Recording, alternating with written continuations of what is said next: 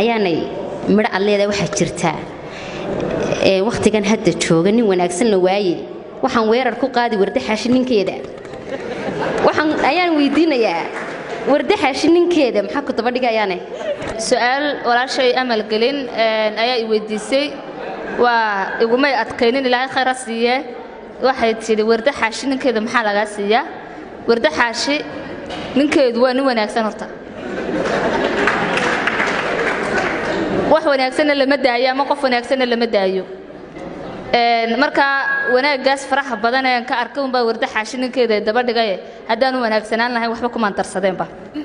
waxaan leeyahay waligay nin abwaana jacayl maanu wadaagin balse wiil cuna qaadka xiriir waanu sameeyna hadduu dooq wareero wax kasta ku tusaaye waanidii bartay maalin mid shaxaadka ku waaran anigu aan waxba haysan dhahayo walaalo way xumaatay saad waxaad haysay siiba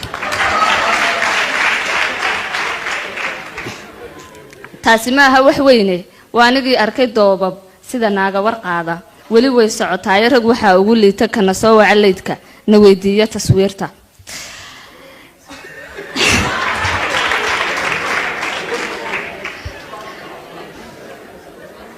wali way socotaay rag waxa ugu liita kana soo wacaleydka na weydiiyo taswiirta waqtigan hadda jooga nin wanaagsan la waayo waxaan weerar ku qaaday ama aan la waraagi warda xaashinkeeda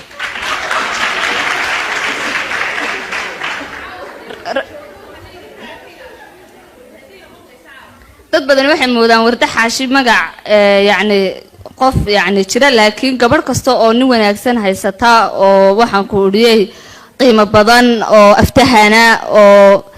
daanyeer ma odhanayo deeqsi ah waxaan leeyahay gabadhay warda xaashi ninka waa lagaala wareegayaaye saas ula soco insha Allah taala dhamaantii waa mahadsantihiin aamin